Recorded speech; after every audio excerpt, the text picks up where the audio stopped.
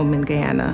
My parents, they were hardworking people. As a result, we weren't necessarily always monitored by an adult.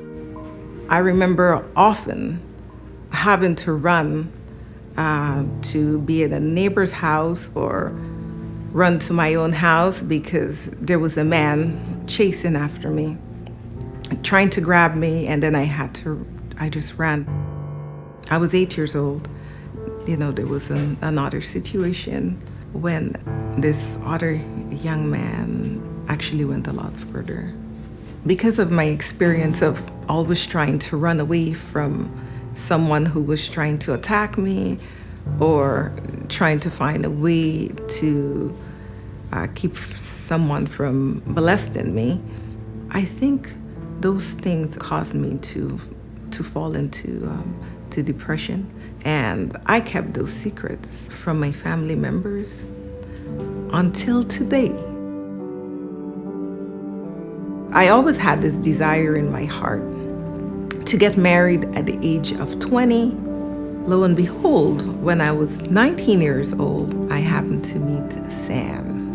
And when I met Naomi, I knew that if I missed her, I was going to be in trouble.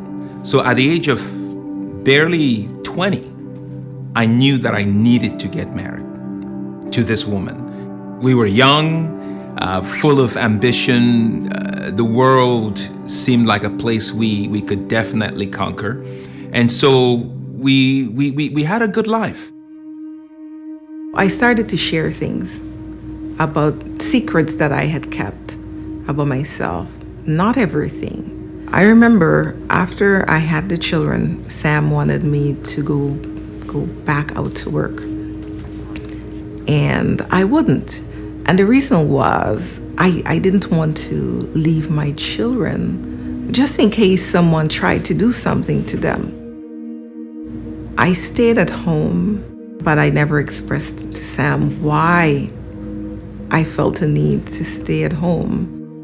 What I didn't realize at the time was that there were still a lot of things she didn't tell me in terms of the struggles she had growing up as a young person. And it had to do with anxiety, which led to some mild forms of depression. In the 12th year of our marriage, I literally felt as though I had a rope around my neck with a large stone attached to it. And I felt like I was choking. I felt as though I was less than zero. There was no hope for my life. I felt if I died, no one would notice because I couldn't live up to his expectations and even my expectations. I wanted more for myself. I was at the pinnacle of my career. However, at home, because of the unhappiness that I was feeling, which I'm sure evoked some tension in our marriage and in Naomi as well, at that point, I just felt like, you know what, if I don't cut and run now, we will both drown. That was how I felt. And so I got up one day and I walked away from my wife and I walked away from my children. My daughter, I remember where she laid on the bed. She was sleeping. And I looked at her and how innocent she was and how she had nothing to do with this. She didn't ask to be born. All she wanted was peace and loving parents at home. And I was leaving. But I think I felt somewhere that if I didn't leave, that we would all drown. So here I was at the pinnacle of my career, walked away from a great job at a great financial institution and moved into a shelter where, you had to sleep with your shoes on. I'm thinking, what am I doing here? Like, how did this happen? I'm from Cameroon. We don't do anxiety. We don't do depression. It was the most terrible time in my life. And the crazy thing is, the very thing that had caused my marriage to disintegrate, which was anxiety, depression, it gripped me. I began sensing the kind of darkness that my wife had experienced a good portion of her life. When Sam left, it was the lowest point of my life. I spent most of my days in bed. I couldn't get out even to go to the store. But I remember having a friend, a great friend. He knew the Lord. And eventually, he did invite me to church. I went to church. I gave my life to the Lord. It took a while for me to grow in my faith, but I found that there were certain television programs that I held on to. I would stay up late in the night. I would look at Nightlight Live, and I look forward to seeing it. It was like a lifeline for me. When I was in the darkest time, the darkest season of my life, it occurred to me that a book that I had meant to write a long time ago, now I had time. It was called Reconstructing God, Proposals Towards an Optimum Humanity. Because in my search for God, I hadn't found him. But you see, God allowed that book to go into the hands of some family and friends who prayed for me at the same time that my wife was praying for me. Eventually, my wife's prayers and their prayers combined, and on the streets of Houston was where I met Jesus Christ. I knew I couldn't do it anymore. I couldn't do it by myself. I didn't have the answers. And so I pulled over to the side of the road, and alone in my car, I gave my life to Christ that day. Naomi, in the meantime, continued to pray. She had become saved and believing that she and I would get back together. Even though Sam had left and I felt abandoned, and I knew he was seeing other people, I never gave up hope of him returning. Got into a relationship with this woman, and we were together for over a year. And then something happened. I sensed God saying to me, "Go back home to your wife." I said, "You know what? If this is what you want from me, then I'm gonna do it." Once I said that, it was like I had a heart surgery. A new love for my wife was just injected into my heart. And I became so hopeful. I saw a future that did not exist previously. I saw Naomi and I raising our children and doing things together and doing ministry together, building a home again. And I couldn't understand what had happened. So one of the first things I did was I picked up the phone and I called Naomi. I asked if she would forgive me, if she would accept me back. I don't think she even had time to think about it. It's like she was ready for this relationship to be restored, and she said yes. When Sam came back, I found that he was a very different man. He was on fire for God. He came back letting me know that he really loved his children, and nothing will take him away from us again. We could draw the sword and bend the bow. And then one day, right in church, a sister came and said, Brother Sam, Paul Willoughby, who is a good friend of mine, he hosts this program, and he's looking for a guest. Good morning. Welcome to Nightlight Live. I'm your host, Paul Willoughby. And so we went that night, and then I get this email from Paul, and Paul says, Sam, I think you'll make a great host. Come and host the show. Welcome to Nightlight Live. I am your host this morning, Sam Tita.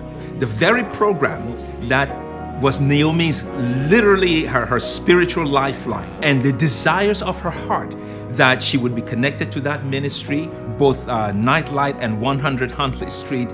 It just came to pass in a way that only God could orchestrate. I was afraid of a lot of things. Well, God has given us a lot of opportunities and opened up a lot of doors for us to encourage and minister to other people.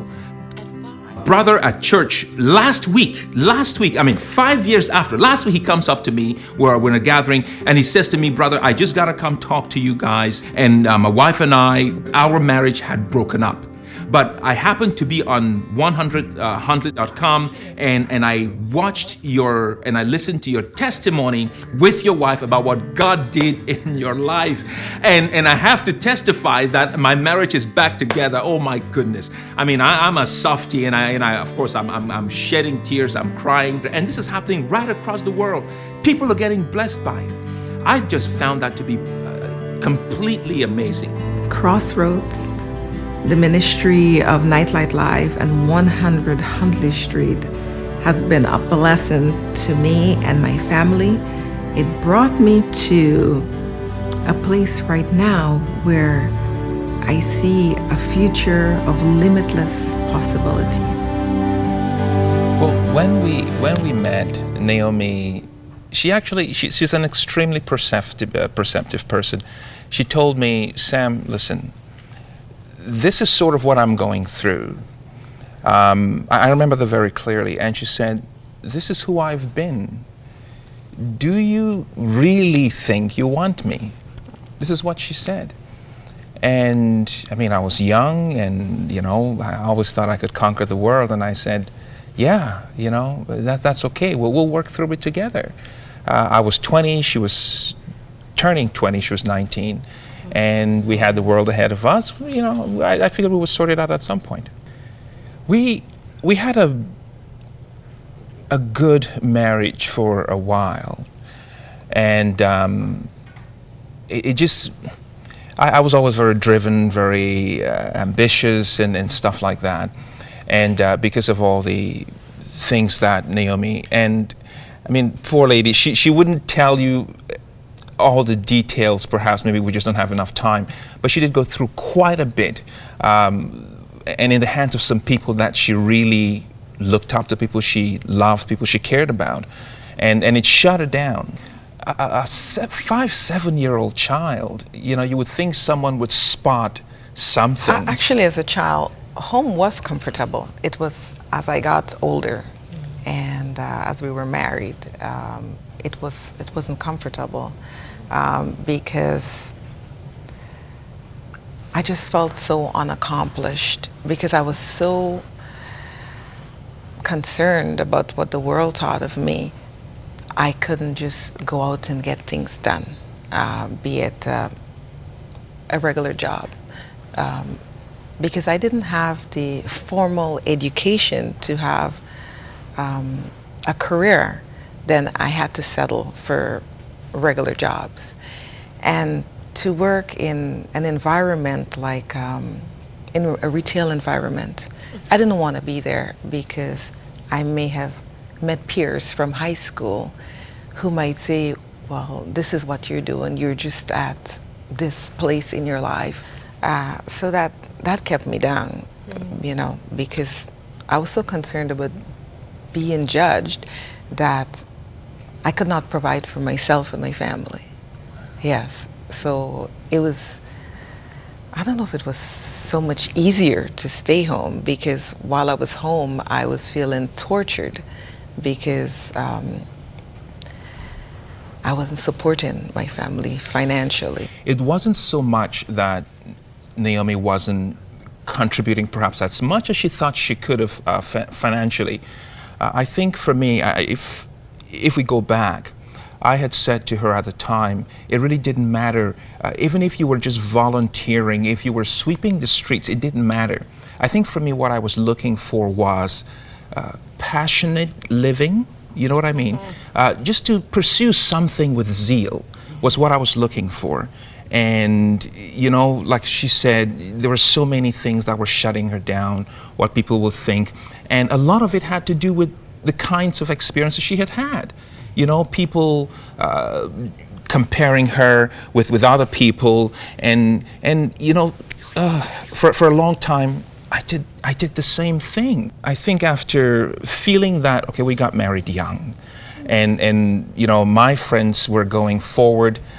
Here I was in a country, and I mean, the immigration alone was something else.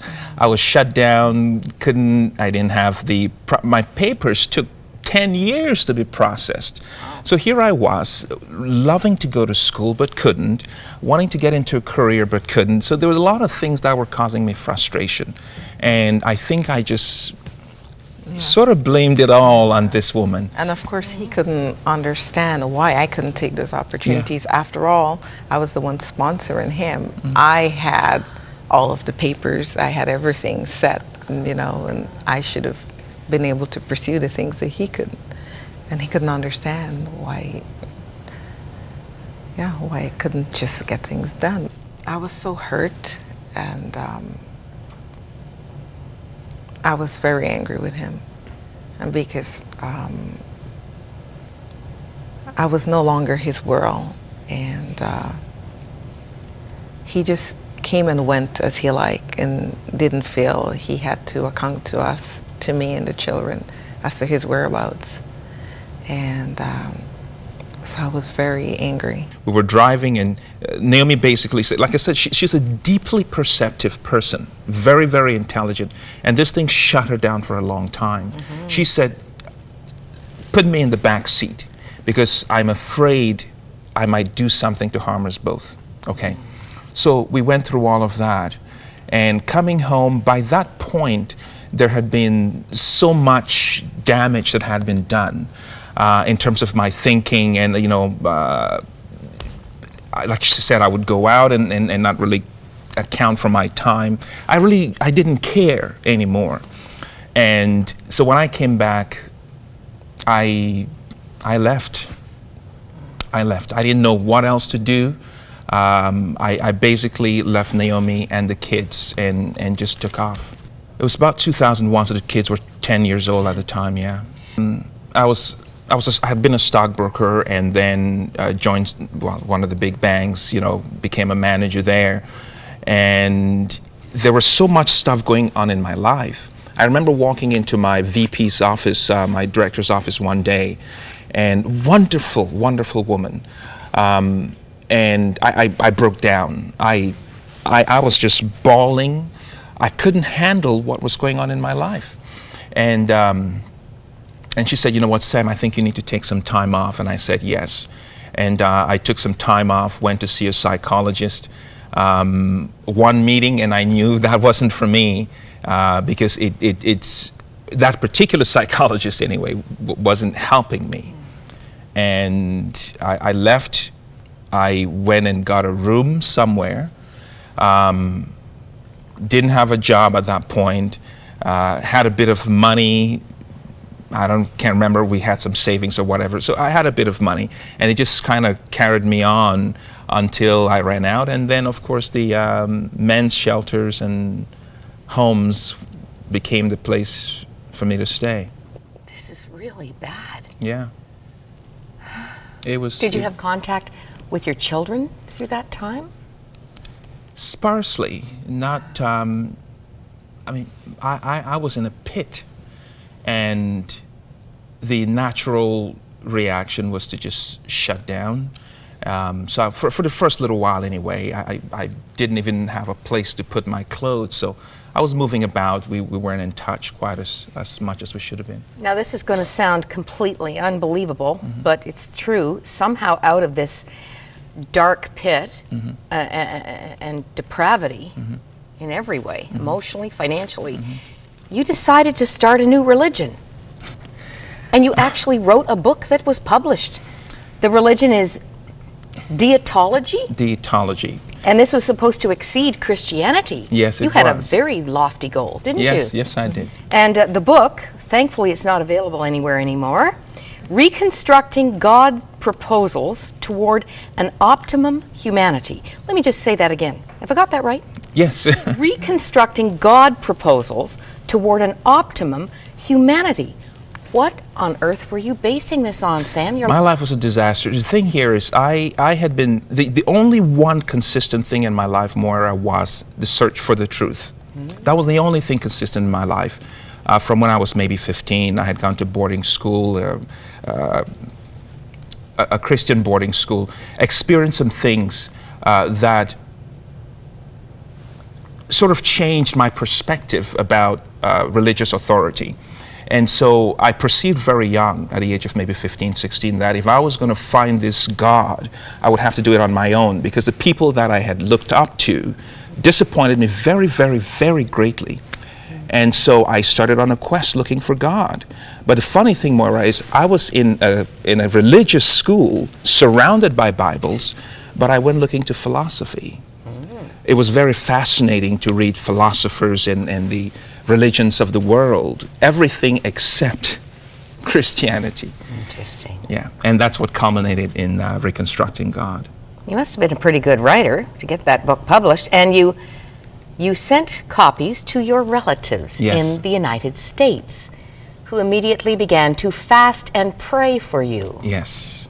I felt very accomplished, obviously. It took me 3 years to finish this thing. I finished during the darkest period in my life, but it's something I had sort of been putting together a couple years before. So when I got this thing done, I was on the seminar schedule for the Learning Annex. They're very well known. So I felt very accomplished. I sent copies of the book to my relatives in the States. Not realizing, I had no idea they were so crazy for Jesus. And they just went into prayer and fasting for me. And Okay, hold that. Back to Naomi. Thank the Lord for friends. You had some friends who were church-going, Oh, yes. Jesus-loving, Yes. cared about you.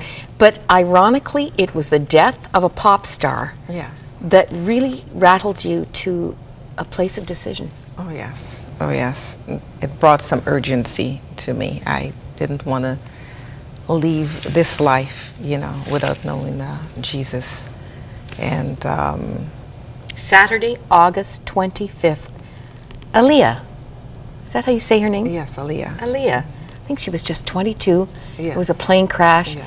I know it was devastating for your twins as well. Yes.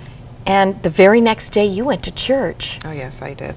I called up that friend, the same friend who would normally be there to go out with me to the store. His name is Benjamin. And he said he wasn't planning to go to church, but because I wanted to go, he would go with me. So we went together. Global Kingdom Ministries, Yes. formerly Scarborough Gospel Temple. Yes. I did travel to the States now, going to visit with my brother in Texas, and that's where I had most of my relatives. What I eventually said was, okay, you guys buy me a Bible, because they had tried ministering to me over the telephone, and I was like a wet fish. When they thought they got me, I would just slip out with some fancy argument. And I got there, I said, guys, get me a Bible, and my plan was to see some of that stuff that they were so foolishly believing in that was written by some people. How could you be so dumb? Show it to me. I was going to read through and find loopholes. Prepare and your rebuttal. Prepare my rebuttal. That was the plan. Yeah. And didn't quite work out that way. But yes, so after praying with me and fasting and stuff like that, gave me some Christian music to listen to. I attended some church here and there, and just to see. But then one fine day, I was driving down the streets of Houston. I was listening to C.C. Winans. This song was "Come Fill My Heart." That's what did it. That song.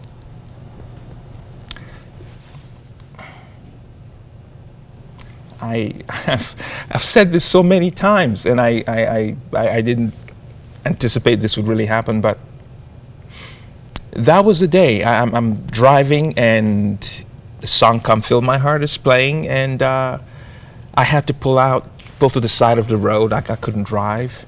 And something really interesting happened prior to that. Stuck in traffic, this young man was driving in his car. And he was listening to some praise and worship music, and boy, was he animated. And I'm thinking, this is a young man who has a choice of listening to a ton of all kinds of music, but here he is, no one with him, no one watching him in traffic, just praising, carrying on real crazy. And this was earlier on, and so I was listening to CC, and down the road I had to pull over, And because I was just crying, I was shaking, and that was my first real encounter with God. And I can tell you categorically that after that point, things changed. No arguments once you've met him. Yeah. That's it. Things changed. Like Paul on the Damascus Road, Yes. you had one. Yes, yes. So thrilling and so miraculous because in 2006, February 2006, when you came back to your marriage and your family, Naomi, you say you got a new and improved husband. Oh, yes. He was on fire for God. He loved his family. At that time, I wasn't in church, but he did encourage us and motivate us to make sure that we were there, every Sunday as a family. And those precious children, I mean, I'm reading every pain dispelled, everything under the bridge, all the water under the bridge. And I love your statement, you're frozen in honeymoon mode. Since 2006. It is the truth, because I'll tell you this. I was the fella who had said publicly that, death would not bring me back to Naomi. Okay, death wouldn't. And I told her right in her face, I remember seeing her one time when I came to the house, and she said, you're my husband. And I said, no, you have it wrong. I am not your husband. Okay? But when God said to me, Sam, go back to your family. At first I said no. No, because I remember all the stuff that made me leave. But I tell you this, Moira, when I came back, God put this new love for my wife in my heart, put a new love, the forgiveness and everything. When I say we're frozen in honeymoon, You mean it? I really do. Well, look at what the scripture says, Philippians 2:13. This is a Living Bible. It is God who is at work in you, helping you want to obey him, and then helping you do what he wants. I mean, it doesn't get better than that. I know. He works on your wanter, Yes. and then he gives you the resources that aren't part of your normal emotions. He does that supernatural thing. Now, here's the big surprise. The very thing that was your lifeline, you called it a lifeline, night light, in the night. Yes. This man is now hosting Yes. at least twice a month. Yes, Sam, yes. you're the man we'll see on that screen if you're up in the night. You want to call somebody and hear more encouragement, he is there. And hey, that book, he went and took them all off the shelf, and you even burned your only copy. Yes. Bye-bye. Yes. Here's the truth. It's available free. Yes. And you can log on to our website and you can hear more of Sam's conviction, more of the truth of God's Word that has revolutionized a man, a woman, a marriage, a home. I love my job. This is just wonderful.